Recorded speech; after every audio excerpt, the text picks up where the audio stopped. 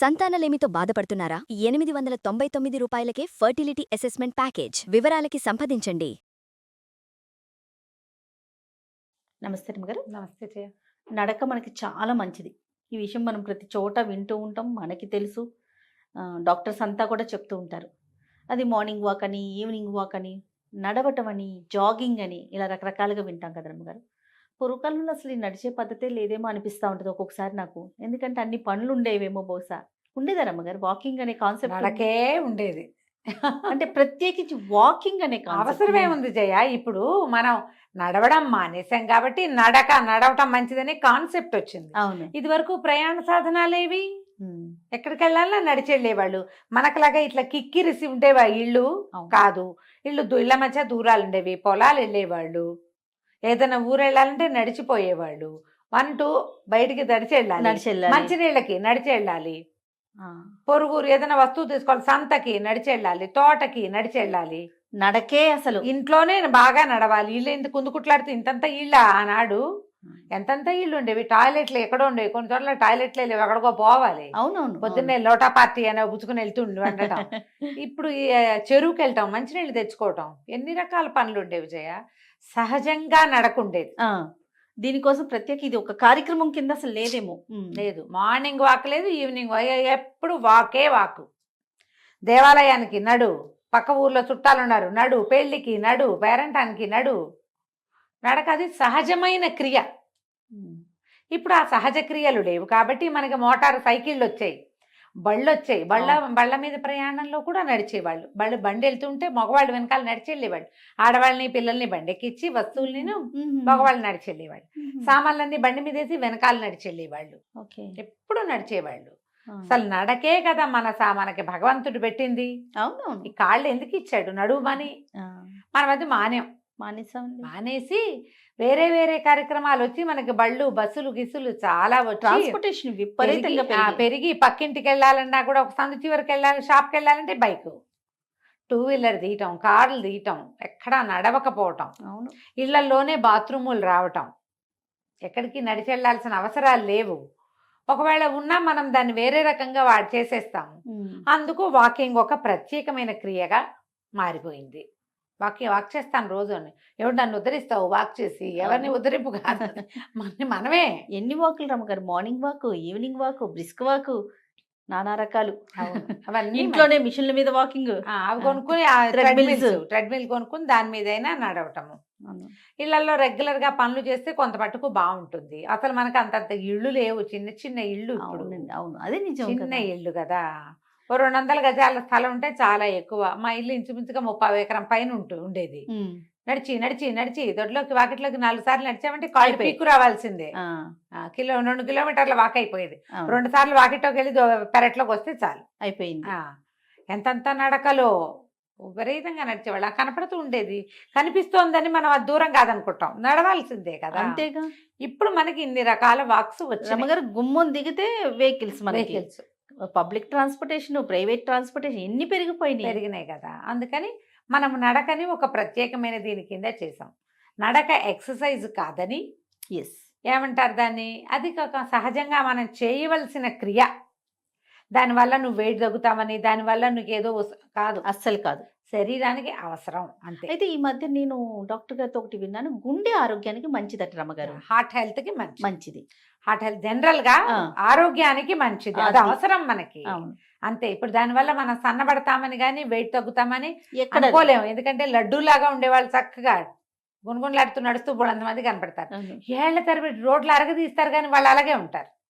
కానీ ఈ నడక వల్ల వాళ్ళకి జీవన క్రియలు బాగుపడతాయి. ఏదైనా ఊరెళ్ళారనుకో అశో ఉషో అందరూ శుభ్రంగా నడిచేస్తారు. అవును. ఎక్కడికైనా గుళ్ళు గోపురాలకి హాయిగా నడుస్తారు, హాయిగా పని చేసుకోగలుగుతారు, నిద్ర బాగా పడుతుంది, ఒక క్రియగా వెళ్తారు.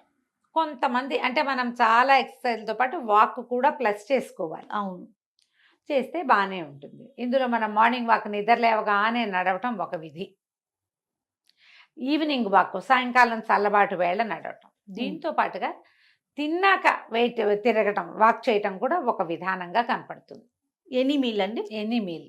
రాత్రైనా మధ్యాహ్నమైనా హెవీ మీల్, మామూలు లంచ్ తిన్నాక కొంచెం ఒక 10 నిమిషాలు కాస్త సెటిల్ అయ్యేదాకా ఆగి ఒక మాదిరి నడక చాలా మంచిది. ఈ మాట నేను చాలా సార్లు విన్నా. కరెక్ట్. ఒక మాదిరి నడక. దీనికి మళ్ళీ వాట్లలాగా బ్రిస్క్ వాక్ కానీ స్పీడ్ వాక్ కానీ జాగు గీగు రన్ను ఏమీ లేవు. తాపీ నడక, నిదానపు నడక వల్ల ఏమవుతుంది, బ్లడ్ని పరిగెత్తించాం మనం.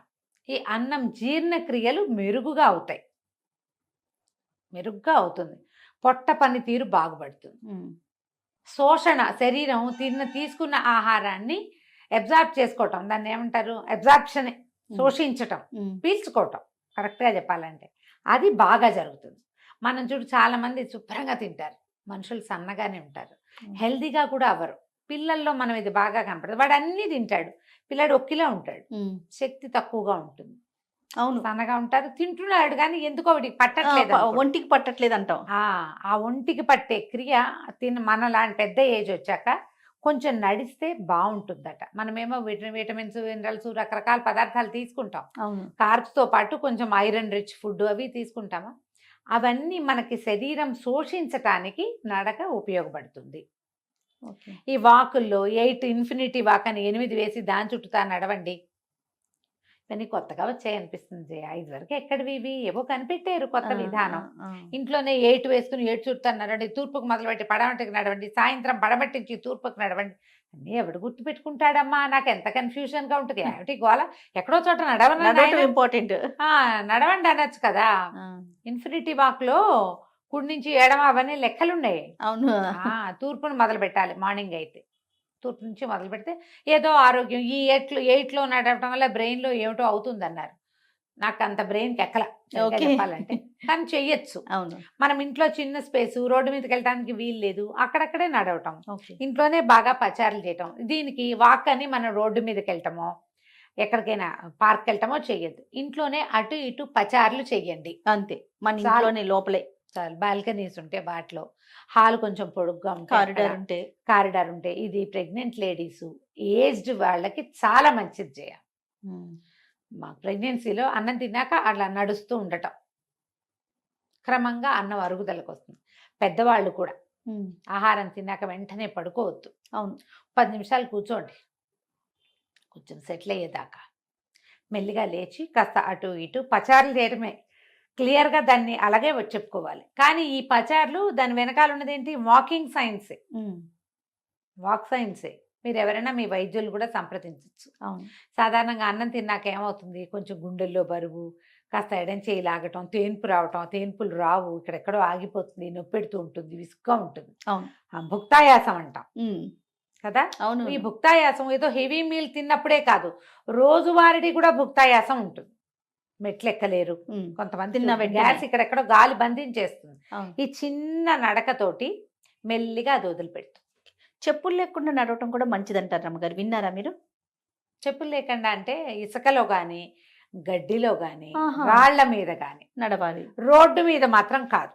ఓకే, రోడ్డు మీద కాదు చేయాలి. నువ్వు గడ్డిలో నడిస్తే హెల్త్కి మంచిది. ఇసుకలో సాయంకాలం ఏ బీచ్లకో వెళ్ళామనుకో, నదీ తీరాలు, అలాంటి చోట నడిస్తే చక్కగా ప్రెషర్ అది ఇప్పుడు ఏమవుతుంటే ఆ ఇసుకలో ఒక పాదం కరెక్ట్గా వెళ్ళి వెనక్కి వస్తుంటుంది. ఆ ఇసుక తగలటం వల్ల మనకి అన్ని రేణువులు కదా, ఈ పాదాల్లో ఉన్న నర్వెంట్స్ అన్నిటికీ ప్రెషర్ కరెక్ట్గా తగిలి ఇప్పుడు చెప్పు మీద ఉందనుకో మన పాదం, చెప్పు తాలూకు సర్ఫేసే దాని షేప్లో ఉంటుంది. అదే మనం ఇసుకలో వేసామనుకో, ఇసుక మన పాదం షేపు ఇసుకలోకి దిగుతుంది, డిఫరెన్స్ ఉంది. అవును, ఈ గడ్డి వాట్లలో నడవటం వల్ల కూడా అలాంటి ఎఫెక్ట్ వస్తుంది. రాళ్ల మీద నడవటము, రాళ్ళు అనే సర్కిల్, మన పాదానికి కర్వ్ ఉంటుంది కదా, ఇక్కడ గుచ్చుకుంటే ఇక్కడ అన్ని చోట్ల గుచ్చుకుని ఈ ఆక్యుప్రెషర్ ఎఫెక్ట్ వస్తుంది.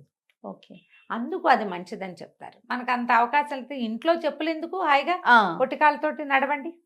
హాయిమని నడుస్తూ ఉంటే మెల్లిగా మీకు ఒక 10 రోజులు నడిచారనుకో డిఫరెన్స్ తెలుస్తుంది ఖచ్చితంగా. ఈ తర్వాత నిద్ర, చిన్న నిద్ర సరిపోతుంది.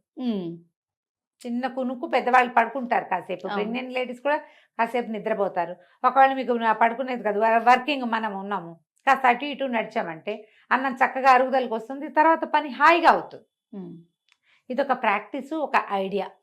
ఓకే, అన్నం తిన్నాం, ఇప్పుడే తిన్నాం కదా, కూర్చోవటం ఎందుకు, 4 అడుగులు వేద్దామని కాస్త అటు ఇటు నడవండి. ఈ మెట్లెక్కి దిగటము వాటికంటే కూడా నడవటమే. సింపుల్ వాకే చాలా మంచిది. ఆలోచించండి. అవకాశం ఉంటే ఈ 2 మాటల్ని యూటిలైజ్ చేసుకోండి. తప్పకుండా. నమస్తే అండి. నమస్తే.